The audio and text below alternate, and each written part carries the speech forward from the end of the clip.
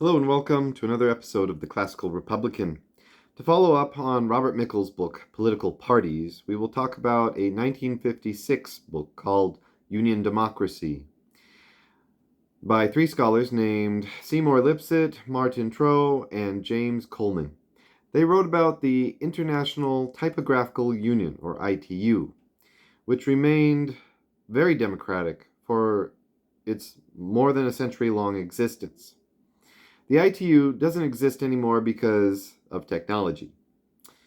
The authors agree with Mickle's Iron Law of Oligarchy. However, they discovered features of democratic organizations that could delay or counter oligarchy.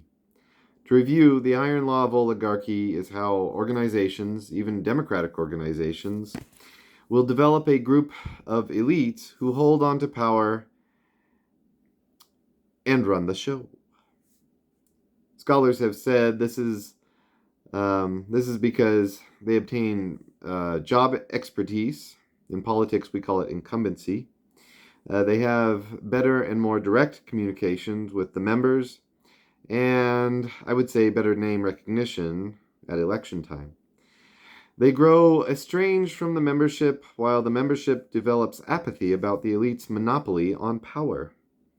When studying the ITU, Lipset and his colleagues noticed some factors that helped the ITU to defy the iron law of oligarchy.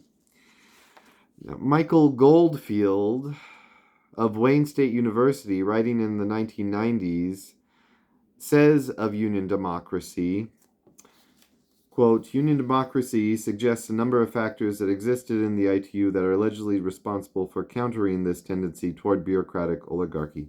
The first, and perhaps most important, has to do with the way the union was founded. Unlike many other unions, which were organized from the top down, the ITU had a number of large, strong, local unions who valued their autonomy, which existed long before the International was formed.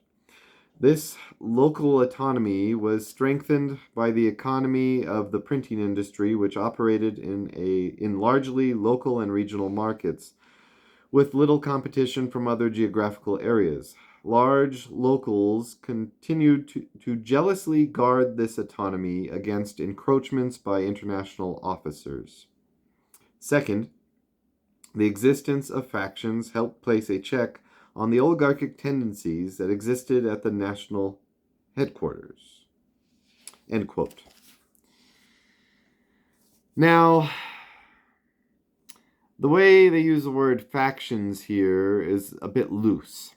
Now, I understand how faction may hurt our classically Republican ears, but in the literature on this topic, these are groups that disagree on policy, and some of which become institutionalized into authoritative structures, kind of like what we see in federalism, which is a classical Republican idea.